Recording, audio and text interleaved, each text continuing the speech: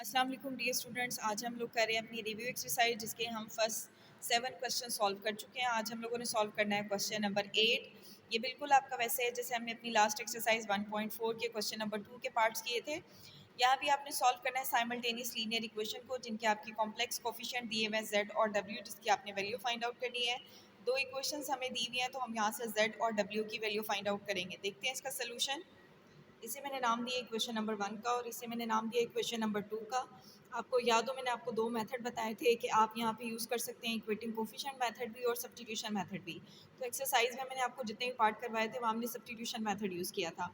आज जो क्वेश्चन आपको करवा रही हूँ यहाँ पे हम यूज़ करें इक्वेटिंग कोफिशिएंट मेथड, ठीक है। अगर आप नोट करेंगे कि आपके पास इक्वेशन नंबर 1 और 2 में z वाला एक्सप्रेशन बिल्कुल सेम एज इट इज़ है, ठीक है। तो यहाँ मैं इक्वेटिंग कोफिशिएंट मेथड यूज़ कर रही हूँ, दोनों इक्वेशंस को सब्ट्रैक्ट करके z को कैंसिल करूँगी। तो देखते हैं इसका सोल्यूशन आगे। हम लिखेंगे subtract equation number 1 from 2। Subtract के फ़ौरन बाद जो आप इक्वेशन लिखते हैं वो हमारी नीचे आती है और फ्रॉम के बाद जो आप इक्वेशन लिखते हैं वो हमारी ऊपर आती है। तो इक्वेशन नंबर 2 हमारी ऊपर आ गई और इक्वेशन नंबर 1 हमारी नीचे आ गई है। सब्ट्रैक्ट कर रहे हैं तो हमारे साइन क्या होंगे, चेंज। इसके साथ हमारे पास यहाँ प्लस साइन था, चेंज होकर माइनस आएगा। यहाँ प्लस साइन है, चेंज होकर माइनस। यहाँ प्लस साइन है, चेंज होकर माइनस। और यहाँ पे प्लस है, चेंज होकर माइनस। तो आपकी z से ये z वाला एक्सप्रेशन कैंसिल हो जाएगा और 3 प्लस आयोटा w माइनस आपके पास इस एक्सप्रेशन के साथ नया वाला साइन होगा जो चेंज होकर आया है वो है -2 माइनस आयोटा w। और यहाँ हमारे पास 3 माइनस 4 आ जाएगा -1 और यहाँ आ जाएगा +2 आयोटा। अब हम इनको मल्टीप्लाई कर लेते हैं और w की वैल्यू फाइंड करेंगे तो हमारे पास आएगा 3w plus iota w -2w और minus minus plus iota w -1 +2 iota. अब हम w वाली टर्म्स को सॉल्व करते हैं। 3w माइनस 2w हमारे पास आएगा w और आपके पास क्या है आयोटा w आ जाएगा +2 आयोटा w -1 +2 आयोटा। हमने w की वैल्यू फाइंड करनी है, w को इन दोनों में से कॉमन लेंगे तो हमारे पास आएगा 1 +2 iota is equal to -1 +2 iota. आपने यहाँ पे w की वैल्यू फाइंड करनी है। w के पास क्या एक्स्ट्रा है 1 +2 आयोटा जो कि w से क्या हो रहा है मल्टीप्लाई। जब हम इसे राइट साइड पे ले जाएंगे तो ये w से क्या हो जाएगा आपके पास इस एक्सप्रेशन से क्या होगा डिवाइड। तो हमारे पास ये वो वाली फॉर्म बन गई है जिसमें दो कॉम्प्लेक्स नंबर आपके डिवाइड हो रहे हैं। तो अगर दो कॉम्प्लेक्स नंबर डिवाइड हो रहे हैं तो डिनोमिनेटर वाले कॉम्प्लेक्स नंबर में से हमने आयोटा को ख़त्म करना है। उसको ख़त्म करने के लिए हम क्या करते हैं उसके कॉन्जुगेट से मल्टीप्लाई और डिवाइड। तो हमने यही काम किया है, कॉन्जुगेट से मल्टीप्लाई और डिवाइड कर दिया है। न्यूमिनेटर से न्यूमिनेटर मल्टीप्लाई होगा, डिनोमिनेटर पे हम यूज़ करेंगे a² माइनस b² वाला फॉर्मूला। तो आपके पास -1 मल्टीप्लाई होगा 1 से -1, फिर -1 मल्टीप्लाई होगा -2 आयोटा से तो +2 आयोटा, फिर +2 आयोटा मल्टीप्लाई हो रहा है 1 से तो +2 आयोटा और फिर +2 आयोटा मल्टीप्लाई हो रहा है -2 आयोटा से तो -4 आयोटा स्क्वायर। नीचे हमारे पास आएगा 1 -4 आयोटा का स्क्वायर। तो हमारे पास -1 एज इट इज़ +2 आयोटा हमारे पास आ जाएगा +4 आयोटा -4 एज इट इज़ और आयोटा स्क्वायर की जगह आ जाएगा -1। 1 -4 आयोटा स्क्वायर की जगह हम रिप्लेस कर देते हैं -1। तो ये माइनस इस माइनस से मल्टीप्लाई होकर हो जाएगा हमारे पास प्लस और ऊपर भी माइनस से माइनस मल्टीप्लाई होकर आपके पास आएगा प्लस। तो -1 + 4 हमारे पास आएगा 3 + 4 आयोटा डिवाइडेड बाय 5। अब हम इसे लिखते हैं स्टैंडर्ड फॉर्म में तो हमारे पास आएगा 3/5 + 4 आयोटा ओवर 5। तो हमने w की वैल्यू फाइंड आउट कर लिया। अब हम इस w की वैल्यू को किसी भी एक इक्वेशन में पुट करके z की निकाल सकते हैं। अब हम w की वैल्यू को पुट करें इक्वेशन नंबर 1 में तो iota z as it is +2 minus iota as it is w की जगह आ जाएगा 3/5 + 4/5 iota is equal to 4 plus iota. हम 2 माइनस आयोटा को इस एक्सप्रेशन से मल्टीप्लाई करेंगे तो हमारे पास आएगा 6/5, फिर हमारे पास आएगा 8/5 आयोटा, फिर आएगा आपके पास -3 आयोटा ओवर 5 और फिर आएगा -4 iota square over 5 is equal to 4 plus iota. अब आपके पास ये दोनों आयोटा वाली टर्म है, इन दोनों को हम सॉल्व कर लेते हैं और यहाँ आयोटा स्क्वायर की जगह हम -1 पुट करेंगे।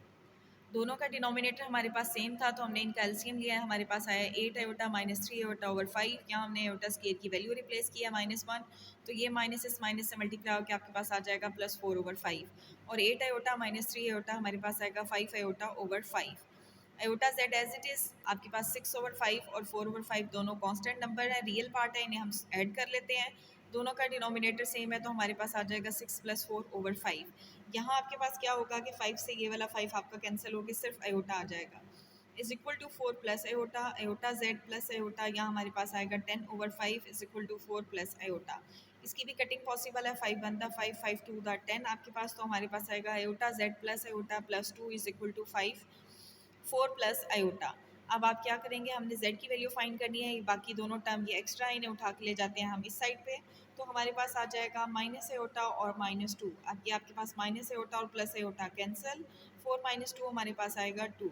आपने z की वैल्यू फाइंड करनी है, एओटा यहाँ इससे मल्टीप्लाई हो रहा है, जो राइट साइड पे जाके क्या हो जाएगा, डिवाइड। अगेन ये आपके पास वो वाला एक्सप्रेशन बन गया है कि जिसके डिनोमिनेटर में एओटा आ रहा है, तो उसे हम सॉल्व करने के लिए क्या करते हैं, एओटा से मल्टीप्लाई भी करते हैं और डिवाइड भी। तो हमारे पास आएगा 2 aorta over aorta square. Aorta square की हम वैल्यू रिप्लेस करते हैं -1, तो हमारे पास आएगा -1 ऊपर शिफ्ट हो जाएगा, तो z हमारे पास आता है -2 एओटा। तो हमारा क्वेश्चन नंबर 8 कंप्लीट हो गया। अब हम देखते हैं क्वेश्चन नंबर 9। जी, क्वेश्चन नंबर 9 है, सॉल्व करना आपने ए और बी की वैल्यू फाइंड करनी है। ये एक्सप्रेशन बिल्कुल आपका वैसे है जैसे हमने अपनी एक्सरसाइज 1.1 के क्वेश्चन नंबर 3 में क्वेश्चन सॉल्व किए थे। तो देखते हैं इसका सोल्यूशन। दोनों एक्सप्रेशन हमारे मल्टीप्लाई हो रहे हैं, तो 3a से मल्टीप्लाई होगा 3a, फिर plus 3b iota minus 4a iota और minus 4b iota square is equal to 1 + 0 iota. अब हम b आयोटा और ये आयोटा दोनों आयोटा वाली टर्म है, इन्हें कंबाइन कर लेंगे और यहाँ आयोटा स्केयर की जगह हम -1 पुट करेंगे, तो ये माइनस इस माइनस से मल्टीप्लाई होकर आपके पास क्या आ जाएगा, यहाँ प्लस आएगा। ठीक है, तो इसको हमने रीअरेंज कर लिया है, आपके पास 4b और 3a को इकट्ठा कर लिया है, और ये दोनों आपकी इमेजिनरी पार्ट हैं जिनको हमने इकट्ठा कर लिया है।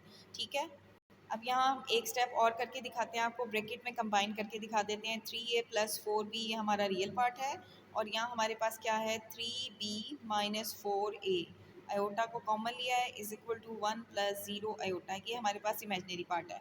अब हम करेंगे कंपैरिजन, रियल को रियल के साथ कंपेयर करेंगे और इमेजिनरी को इमेजिनरी के साथ। तो 3a + 4b हमारे पास आएगा 1, और -4a + 3b, आप -4a + 3b लिख लें या 3b - 4a लिख लें, कोई फ़र्क नहीं पड़ता, वो इज इक्वल टू होगा हमारे पास 0। तो अब आप देखें कि क्वेश्चन नंबर 1 में भी दोनों वेरिएबल a और b हैं, क्वेश्चन नंबर 2 में भी दोनों वेरिएबल a और b हैं। तो हमें इन दोनों क्वेश्चंस को सॉल्व करने के लिए वैसे ही कैसे जैसे आपने पिछले क्वेश्चन में सब्स्टिट्यूशन मेथड या इक्वेटिंग कोफिशिएंट मेथड यूज़ किया था, वही एक मेथड हमें यूज़ करके यहाँ पे वैल्यू फाइंड आउट करनी है। तो हम यहाँ पे यूज़ कर रहे हैं इक्वेटिव कोफिशिएंट मेथड। ठीक है, ए को कैंसिल करने के लिए अगर आप नोट करें, यहाँ ए के साथ 3 है, यहाँ ए के साथ -4 है। अब ना तो 3 आपका 4 बन सकता है और ना ही 4 आपका 3 बन सकता है, लेकिन अगर हम ऊपर वाली इक्वेशन को 4 से मल्टीप्लाई करें तो यहाँ हमारे पास 12a आ जाएगा, और अगर नीचे वाली इक्वेशन को 3 से मल्टीप्लाई करेंगे तो यहाँ हमारे पास -12a आ जाएगा। ठीक है, तो हमने यही काम किया है, मल्टीप्लाई इक्वेशन 1 को हमने किया है 4 से और 2 को हमने किया है 3 से मल्टीप्लाई। इक्वेशन नंबर 1 को हमने 4 से मल्टीप्लाई किया तो हमारे पास आया 12a + 16b is equal to 4, जिसे हमने नाम दिया इक्वेशन नंबर 3 का। और जो इक्वेशन नंबर 2 थी उसको हमने मल्टीप्लाई किया है 3 से, तो हमारे पास आया -12a + 9 इज इक्वल टू 0, जिसे हमने नाम दिया इक्वेशन नंबर 4 का। अब इन दोनों इक्वेशंस को हम करेंगे ऐड, तो ऐड करने से क्या होगा कि a से a वाला एक्सप्रेशन आपका कैंसिल हो जाएगा, 16b + 9b हमारे पास आ जाएगा 25b, और 4 + 0 आ जाएगा 4। तो यहाँ हमने b की वैल्यू फाइंड करनी है, 25 एक्स्ट्रा है जो कि b से मल्टीप्लाई हो रहा है, राइट साइड पे जाके क्या होगा, डिवाइड, तो b हमारे पास आता है 4/25। अब हम इस b की वैल्यू को किसी भी एक इक्वेशन में पुट करके a की वैल्यू फाइंड आउट कर सकते हैं। तो मैं इसे पुट कर रही हूँ क्वेश्चन नंबर 1 में, तो हमारे पास 3a as it is plus 4b की जगह आ जाएगा 4/25 इज इक्वल टू 1। अब आपका 4 से मल्टीप्लाई होकर हमारे पास आएगा 16/25 इज इक्वल टू 1। अब आपके पास 16/25 ये फ्रैक्शन फॉर्म है, 25 आ रहा है डिनोमिनेटर में। आप चाहें तो इस एक्सप्रेशन को उठा के वहाँ ले जाएं -16/25 और फिर एलसीएम लेके सॉल्व कर लें। अगर आपको फ्रैक्शन मुश्किल लग रही है तो फिर इसका सोल्यूशन ये है कि आप फ्रैक्शन को ख़त्म कर लें, जो डिनोमिनेटर में दिया हुआ है उसे इक्वेशन की दोनों साइडों पे मल्टीप्लाई कर दें। तो यहाँ यही वाला काम किया, इक्वेशन की दोनों साइडों को 25 से मल्टीप्लाई कर दिया, तो यहाँ हमारे पास 25 × 3a + 25 × 16/25 और इज इक्वल टू 25 × 1। यहाँ वाला 25 इस 25 से हमारा कैंसिल हो जाएगा, यहाँ हमारे पास आएगा 75/a + 16 इज इक्वल टू 25। हमने a की वैल्यू फाइंड करनी है, +16 एक्स्ट्रा है जो कि आपका राइट साइड पे जाके आएगा -16। 75a इज इक्वल टू हमारे पास आ जाता है 9। हमने a की वैल्यू फाइंड करनी है, ये 75 एक्स्ट्रा है जो कि a से मल्टीप्लाई हो रहा है, राइट साइड पे जाके क्या होगा, डिवाइड, तो इसकी हमने 3 की टेबल पे कटिंग की है तो हमारे पास आंसर आता है 3/25। इसकी फर्दर कटिंग पॉसिबल नहीं है, तो a की वैल्यू हमारे पास यही होगी 3/25। तो हमारा क्वेश्चन नंबर 9 कंप्लीट हो गया। अब हम देखते हैं क्वेश्चन नंबर 10। क्वेश्चन नंबर 10 भी हमारा बिल्कुल वैसे ही है जैसे आपका क्वेश्चन नंबर 9 था, लेकिन वहाँ वेरिएबल a और b थे जिसकी आपने वैल्यू फाइंड करनी है। क्वेश्चन नंबर 10 में हमारे पास वेरिएबल x और y हैं, तो देखते हैं इसका सोल्यूशन। जी, लेफ्ट साइड पे हम मल्टीप्लिकेशन करेंगे, ये इससे मल्टीप्लाई होगा 3x + 3y आयोटा, फिर -2 आयोटा x और -2y iota square. Right side पे भी मल्टीप्लिकेशन होगी, हमारे पास आएगा 2x माइनस 4y आयोटा और plus 2 iota minus 1 as it is. अब हम x y वेरिएबल वाली सारी टर्म्स को एक साइड पे ले आएंगे, ठीक है। 3x as it is, 3y iota as it is, minus 2 iota x as it is, iota square की जगह हमने रिप्लेस कर दिया -1, और ये वाला 2x आपका इधर आके हो जाएगा -2x, और ये वाला -4 आयोटा इधर आके हो जाएगा +4y iota is equal to 2 iota -1। हम अगेन यहाँ कंपैरिजन ही करेंगे लेकिन टर्म्स को कंबाइन करके। तो अब हमारे पास 3x plus 3y iota as it is, -2 iota x as it is, और ये माइनस माइनस हमारे पास हो जाएगा +2y, -2x plus 4y iota is equal to 2 iota -1। अब आप देखें x वाली हमारे पास ये दो टर्म्स हैं, 3x माइनस 2x हमारे पास आ जाएगा x, और 3y आयोटा हमारे पास और 4y आयोटा दोनों ऐड होकर हमारे पास आएगा 7y iota, -2 iota x as it is और +2y as it is equal to 2 iota -1। अब ये और ये हमारे पास है रियल पार्ट, इन दोनों को हमने कंबाइन कर लिया है, और ये दोनों है हमारे पास इमेजिनरी पार्ट, तो हमने इन दोनों को कंबाइन किया है आयोटा को कॉमन लेके। तो हमारे पास आएगा -2x plus 7y is equal to 2 iota -1। अब हम करेंगे कंपैरिजन, रियल को रियल के साथ कंपेयर करेंगे और इमेजिनरी को इमेजिनरी के साथ। तो हमारे पास इक्वेशन बनती है x plus 2y is equal to क्या आ जाएगा हमारे पास -1।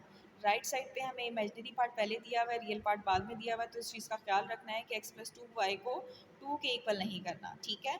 फिर है हमारे पास imaginary part -2x plus 7y, ये बराबर होगा हमारे पास 2 के। इसे हमने नाम दिया इक्वेशन नंबर 1 का, और इसे हमने नाम दिया इक्वेशन नंबर 2 का। अगेन आप देखिए कि दोनों इक्वेशंस में दोनों वेरिएबल इन्वॉल्व हैं, तो हमें यहाँ सब्स्टिट्यूशन मेथड या इक्वेटिंग कोफिशिएंट मेथड यूज़ करना होगा, ठीक है। तो मैं यहाँ यूज़ करी हूँ इक्वेटिंग कोफिशिएंट मेथड, जिसके लिए मुझे क्या करना है कि अगर आप गौर करें यहाँ -2x है और यहाँ +x है, तो मुझे ये x वाले एक्सप्रेशन को सेम करने के लिए कि इक्वेशन नंबर 1 को मल्टीप्लाई करना होगा 2 से। तो मैंने मल्टीप्लाई किया इक्वेशन नंबर 1 को 2 से, तो हमारे पास आया 2x plus 4y is equal to -2, जिसे मैंने नाम दिया इक्वेशन नंबर 3 का। अब हम करेंगे ऐड इक्वेशन नंबर 1 और 3 को, तो हमारे पास देखें क्या होगा कि ये एक्सप्रेशन इससे आपका कैंसिल हो जाएगा, और यहाँ हमारे पास जब आप ऐड कर रहे हैं तो इक्वेशन नंबर 1 ऊपर लिखें या 3 ऊपर लिखें, फ़र्क नहीं पड़ता, ठीक है। एडिशन में फ़र्क नहीं पड़ता, लेकिन सब्ट्रैक्शन में फ़र्क पड़ता है कि सब्ट्रैक्ट की फ़ौरन बाद जो इक्वेशन आती है वो ऊपर होती है, और जो नीचे होती है, और जो फ्रॉम के बाद इक्वेशन होती है वो हमारी नीचे होती है, ठीक है। तो 7 + 4 हमारे पास आ जाएगा 11y, और ये दोनों हमारे क्या हो जाएंगे कैंसिल, तो यहाँ आएगा 0। आपने y की वैल्यू फाइंड करनी है, 11 एक्स्ट्रा है जो कि y से मल्टीप्लाई हो रहा है, राइट साइड पे जाके क्या होगा डिवाइड, तो हमारे पास आएगा 0/11 इज इक्वल टू, आपके पास क्या एम्प्लॉय करेगा y इज इक्वल टू 0। अब हमने y की वैल्यू किसी भी एक इक्वेशन में पुट करके x की निकाल लेनी है, तो मैं वैल्यू पुट कर रही हूँ इक्वेशन नंबर 2 में, ठीक है। इक्वेशन नंबर 2 में हम y की वैल्यू पुट कर रहे हैं, तो हमारे पास यहाँ 1 में पुट कर लें आप, 1 थोड़ी ज़्यादा ईजी है, ठीक है। तो हम 1 में पुट करते हैं, हमारे पास आएगा x plus 2 0 is equal to -1, तो हमारे पास 2 मल्टीप्लाई होगा 0 से, तो 0, x plus 0 is equal to -1, तो x हमारे पास आ जाएगा इज इक्वल टू -1। तो ये हमारी रिव्यू एक्सरसाइज का क्वेश्चन नंबर 10 कंप्लीट हो गया है। Thank you so much, but don't forget to subscribe the channel for more videos.